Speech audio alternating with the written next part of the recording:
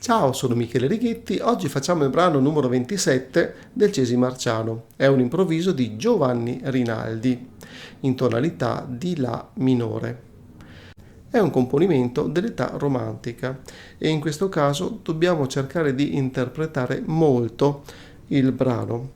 Come facciamo ad interpretare questo brano? Anzitutto dobbiamo studiarlo bene a tempo, diremo che deve essere perfettamente studiato completamente dall'inizio alla fine ed essere in grado di suonarlo a metronomo. Dopodiché, quando lo sappiamo bene, possiamo cercare di instillare nella nostra interpretazione tutto quello che riusciamo a dare.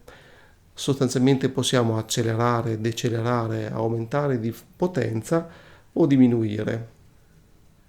Da un punto di vista formale è composto da una parte iniziale in cui la mano destra e la mano sinistra si scambiano, non suonando mai contemporaneamente, una parte intermedia in cui la mano destra fa una melodia molto ampia e la mano sinistra un semplice accompagnamento, dopodiché sempre in questa seconda parte la mano destra e la mano sinistra si scambiano i compiti, la mano destra fa l'accompagnamento, la mano sinistra invece fa la melodia, nuovamente cambio di mano destra con mano sinistra e alla fine torna come l'inizio, mano destra e sinistra che si alternano per finire poi con l'accordo di La minore.